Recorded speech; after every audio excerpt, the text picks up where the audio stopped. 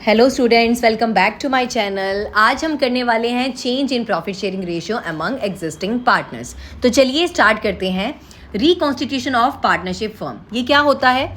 जब किसी existing partnership firm के पार्टनर्स के बीच एग्रीमेंट या टर्म्स में चेंज होता है, उसे रिकॉन्स्टिट्यूशन ऑफ पार्टनरशिप कहते हैं। यानी जब पार्टनरशिप फर्म के स्ट्रक्चर में कोई बदलाव आता है, जैसे किसी पार्टनर का फर्म से रिटायर होना, नए पार्टनर का आना या प्रॉफिट शेयरिंग रेशियो चेंज होना, ये सब क्या है? रिकॉन्स्टिट्यूशन है। और इसके अंदर क्या क्या चीज़ें आती हैं?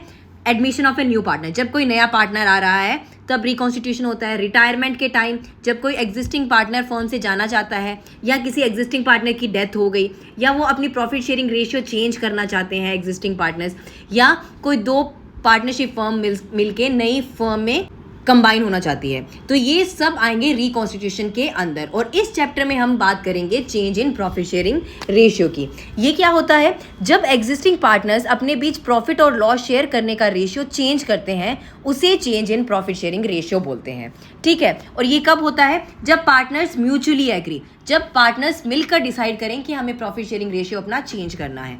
इसमें एडमिशन या रिटायरमेंट नहीं होता। ठीक है, इसमें जो एग्जिस्टिंग पार्टनर्स है सिर्फ वही आपस में प्रॉफिट शेयरिंग रेशियो का चेंज कर रहे हैं। ठीक है, और ये क्यों होता है? ज़्यादातर हो सकता है किसी का रोल चेंज हो रहा है, या कोई अब एफर्ट ज़्यादा डाल रहा है, या हो सकता है एग्रीमेंट टर्म्स में कुछ चेंज आ रहा है। तो ये सब रीज़न हो सकते हैं प्रॉफिट शेयरिंग रेशियो के चेंज के। ठीक है, फिर है एडजस्टमेंट। जब प्रॉफिट शेयरिंग रेशियो चेंज होता है तो अकाउंटिंग में कुछ इसके एडजस्टमेंट्स करने पड़ते हैं। तो वो क्या क्या है देखते हैं। सबसे पहले तो हम सैक्रिफाइसिंग या गेनिंग रेशियो डिटरमाइन करते हैं। अब देखो, जब partners profit sharing ratio change करते हैं तब क्या होता है? हो सकता है पहले पार्टनर को प्रॉफिट में ज़्यादा शेयर मिल रहा हो, और बाद में जब चेंज किया उसके बाद उसका शेयर कम हो गया हो, तो वो क्या कर रहा है? सैक्रिफाइस। ठीक है, ऐसे ही हो सकता है किसी पार्टनर को पहले कम मिल रहा हो और बाद में उसका शेयर रेशियो चेंज करने के बाद बढ़ गया हो, तो वो गेन कर रहा है। और ये निकालना ज़रूरी होता है क्योंकि आगे हमें गुडविल वगैरह की एडजस्टमेंट करनी होगी। ठीक है, सबसे पहली चीज़ हम क्या करेंगे? एडजस्टमेंट के लिए हमें सैक्रिफाइसिंग और गेनिंग रेशियो निकालनी होगी। ठीक है, पार्टनर्स की। फिर नेक्स्ट स्टेप होगा गुडविल की अकाउंटिंग करना। अब जो भी पार्टनर गेन कर रहा होता है वो सैक्रिफाइसिंग पार्टनर को कंपनसेट करता है लॉस के लिए, क्योंकि उसका, अब देखो, आज तक तीनों पार्टनर्स ने मिलकर गुडविल बनाई है। अब अगर कुछ सेक्रीफाइस कर रहा है पार्टनर, तो उसे उसका शेयर गुडविल का हमें देना पड़ेगा, क्योंकि उसका भी हिस्सा था उस गुडविल के अंदर, उसने भी मेहनत करी थी गुडविल के लिए। ठीक है, तो इसीलिए हम गुडविल के लिए कंपनसेट करते हैं सेक्रीफाइसिंग पार्टनर्स को। फिर नेक्स्ट स्टेप है accounting for reserve and accumulated profit and loss. अब जितने भी आज तक बैलेंस शीट में रिजर्व्स, एक्यूमुलेटेड प्रॉफिट और लॉस पड़े हैं, उन सबको बांट दिया जाता है पार्टनर्स में ऑल प्रॉफिट शेयरिंग रेशियो में। क्यों? क्योंकि ये आज से पहले का प्रॉफिट वगैरह रिजर्व में डाला गया था, जब partners all profit sharing ratio में प्रॉफिट्स को शेयर कर रहे थे। ठीक है, तो वो उनको पहले हमें बांटना होगा, क्योंकि आज से नई प्रॉफिट शेयरिंग रेशियो आ रही है, इसलिए उन्हें पहले ही हम ऑल प्रॉफिट शेयरिंग रेशियो में डिस्ट्रीब्यूट कर देंगे। फिर आगे से new profit sharing ratio start हो जाएगी। और ऐसे ही असेट्स, लाइबिलिटीज़ वगैरह को रीवैल्यू किया जाता है, क्योंकि ये बैलेंस शीट में कॉस्ट प्राइस पे लिखी होती है। आज की करंट वैल्यू पे इन्हें रीवैल्यू करके इसमें जो भी प्रॉफिट और लॉस आता है वो भी ऑल प्रॉफिट शेयरिंग रेशियो में डिवाइड कर दिया जाता है, क्योंकि ये भी आज से पहले की चीज़ें हैं, पास्ट एडजस्टमेंट्स हैं। तो पास्ट एडजस्टमेंट सारी को हम ऑल प्रॉफिट शेयरिंग रेशियो में डिवाइड कर देंगे, क्योंकि अब से पार्टनरशिप का रिकॉन्स्टिट्यूशन हो रहा है, अब से नई प्रॉफिट शेयरिंग रेशियो लागू हो जाएगी। ठीक है, तो जो भी प्रॉफिट्स है, असेट्स का रीवैल्यूएशन है, गुडविल है, सबको हम ऑल प्रॉफिट शेयरिंग रेशियो में डिवाइड कर देंगे। फिर नेक्स्ट है एडजस्टमेंट ऑफ कैपिटल। अब जो भी नई प्रॉफिट शेयरिंग रेशियो आई है उस रेशियो में कैपिटल को एडजस्ट कर दिया जाएगा। अब इसमें से आपने क्या निकल के आया? मेन चीज़, जितनी भी पास्ट एडजस्टमेंट है उनको ओल्ड रेशियो में डिवाइड कर दो, और फ्यूचर प्रॉफिट्स आप नई रेशियो में बंटने शुरू हो जाएंगे। ठीक है, तो सबसे पहला स्टेप क्या है? Determining of sacrificing ratio. Sacrificing और गेनिंग रेशियो डिटरमाइन करने का फॉर्मूला क्या है?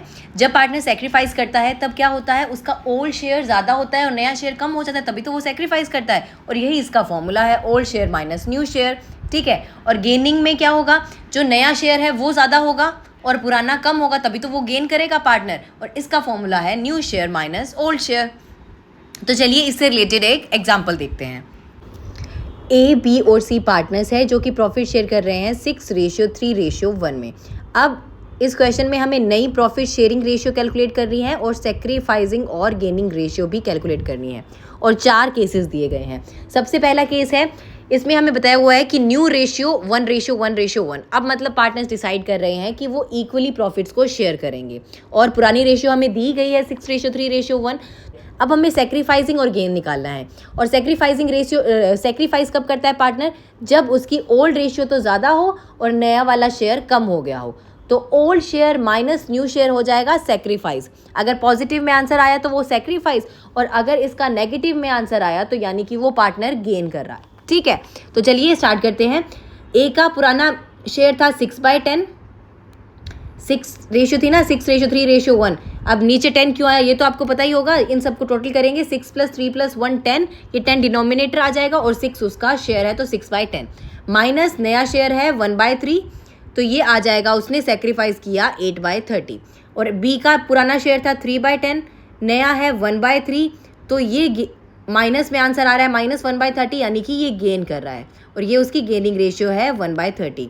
और सी 1/10 पहला पुराना शेयर और नया है 1/3, ये भी -7/30 माइनस में आंसर आया, यानी ये भी गेन कर रहा है। यहाँ पे सिर्फ ए सेक्रीफाइस कर रहा है और बी और सी गेन कर रहे हैं, और इनका गेनिंग रेशियो है 1:7। ठीक है, फिर केस 2 में क्या है, C takes 1/5 share equally from A and B. अब इसमें हमें नई प्रॉफिट शेयरिंग रेशियो नहीं दी गई, इसमें बताया गया है कि सिर्फ सी 1/5 शेयर ले रहा है ए और बी से। ठीक है, तो 1/5 को इक्वली ले रहा है, और 1/5 टोटल वो ले रहा है और दोनों से इक्वली ले रहा है, तो 1/5 का हाफ करेंगे 1/10, यानी कि 1/10 वो ए और बी दोनों से ले रहा है। अब इनकी नई रेशियो कैसे निकालेंगे, नया शेयर पुराने शेयर में से 1/10 माइनस कर देंगे, क्योंकि ये शेयर वो सी को दे रहे हैं दोनों, और सी वाले में 1/5 टोटल ऐड हो जाएगा, या इसको हम +1/10 +1/10 2 बार भी कर सकते हैं, या फिर सीधा 1/5 भी कर सकते हैं। तो देखो, ए का शेयर था पुराना 6/10, जिसमें से 1/10 उसने सी को दे दिया, तो अब उसका नया शेयर हो गया 5/10। ठीक है, बी का भी पुराना शेयर था 3/10, जिसमें से नया शेयर 1/10 उसने दे दिया सी को, इसका रह गया 2/10, और सी का 1/10 और ए और बी से उसने ले लिया टोटल 1/5, तो इसका नया शेयर हो गया 3/10। ये आ गई नई रेशियो, जो कि है 5:2:3। अब पहले केस में हमें नई रेशियो दी गई थी, इसमें नहीं दी गई थी, तो पहले नई रेशियो कैलकुलेट कर ली। अब इसका सेक्रीफाइसिंग रेशियो निकालेंगे, जो कि है old share minus new share. तो ए और बी ही सेक्रीफाइस कर रहे हैं, सी तो गेन ही कर रहा है, उसको तो मिल ही रहा है। तो ए और बी का सेक्रीफाइसिंग क्या हो जाएगा, 6/10 उसका पुराना शेयर था, नया उसका 5/10 है, 5/10 इसमें से माइनस करेंगे तो उसका सेक्रीफाइसिंग आ जाएगा 1/10। और ऐसे ही बी का पुराना था 3/10, नया शेयर हो गया 2/10, तो ये भी सेक्रीफाइस कर रहा है 1/10, तो सेक्रीफाइसिंग रेशियो हो गया 1:1। फिर केस 3 में क्या है, C takes 1/10 share from A only. इस केस में वो सिर्फ ए से ले रहा है। ठीक है, बी का कोई रोल नहीं है, बी में कोई चीज़ नहीं होगा, ना वो गेन करेगा ना वो सेक्रीफाइस करेगा। इसमें गेन कौन करेगा, सी, क्योंकि सी ले रहा है, और सेक्रीफाइस करेगा ए, क्योंकि ए दे रहा है। तो देखो, ए का पहले शेयर था 6/10, जिसमें से 1/10 वो अपना सी को दे रहा है, तो ये उसको माइनस करेंगे तो उसका नया शेयर हो गया 5/10। बी में कोई चेंज नहीं होगा, क्योंकि वो ना दे रहा ना ले रहा, और सी को भी 1/10 मिल रहा है, तो वो उसका ऐड हो जाएगा और उसका नया शेयर हो जाएगा 2/10। अब ए सेक्रीफाइस करेगा 1/10 और सी गेन करेगा 1/10।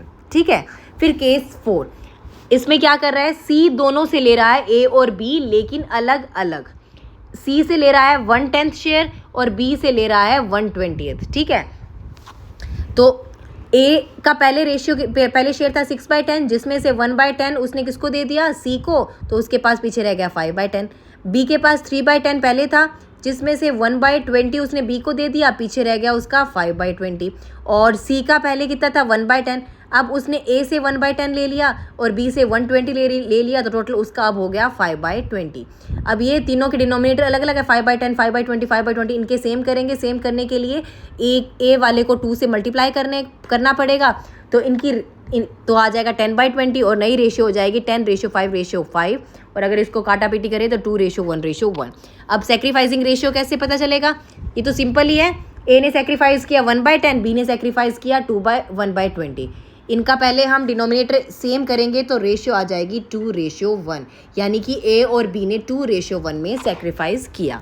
ठीक है, C takes 1/10 of as share. अब इसकी लैंग्वेज में डिफरेंस देखो, यहाँ तक हम क्या कर रहे थे, C takes 1/10 from A and 120 from B. यहाँ पे ऑफ एज शेयर यानी कि ए के शेयर का 1/10 हिस्सा वो ले रहा है। ठीक है, तो ओल्ड रेशियो तो हमें दी गई है यहाँ पे 6/10, 6:3:1। अब शेयर जो सी ले रहा है वो कैसे कैलकुलेट करेंगे, 6/10 उसका ऑल शेयर था ए का, उसका 1/10 इंटू 1/10 होगा यहाँ पे। ठीक है, उसके शेयर का इतना हिस्सा वो ले रहा है, यानी कि 6/100, इसको छोटा किया तो 3/50। ये 3/50 जो निकला है, ये जो यहाँ 1/10 120 दिया है, ये वो है। ठीक है, अब 3/50 वो ले रहा है ए से, यानी कि 6/10 में से अब 3/50 माइनस करेंगे तब उसका न्यू शेयर आएगा। समझ आया आपको डिफरेंस? यहाँ पे हम सीधा फ्रॉम ए कर रहे थे, तो इसलिए उस मतलब ये शेयर का हिस्सा दिया ही हुआ था कि 1/10 इतना ले रहा है, तो 6/10 में से सीधा माइनस कर दिया 1/10। अब यहाँ पे बताया है उसने सी टेक्स 1/10 ऑफ एज शेयर, यानी कि ए का 1/10 हिस्सा, यानी कि 6/10 का 1/10 3/50 वो ए से ले रहा है। ठीक है, तो अब 6/10 में से 3/50 माइनस करेंगे तो ये आ जाएगा ए का नया शेयर जो कि है 27/50।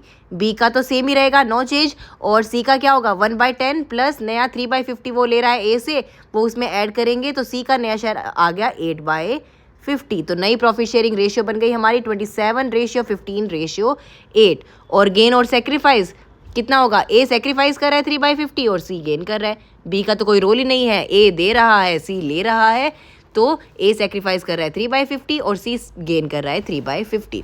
तो ये सारे केसेस हैं जो कि डिटर्मिनेशन ऑफ सेक्रीफाइसिंग रेशियो के बनते थे। ठीक है, इसमें हमने सेक्रीफाइसिंग और गेनिंग रेशियो निकालना सीख लिया। अब नेक्स्ट कल की क्लास में हम देखेंगे accounting for goodwill, accounting for reserve and accumulated profit and losses और बाकी के दोनों स्टेप्स। आई होप ये आपको अच्छे से समझ आया होगा। Thanks for watching. If you like this video please like share and subscribe. Bye bye.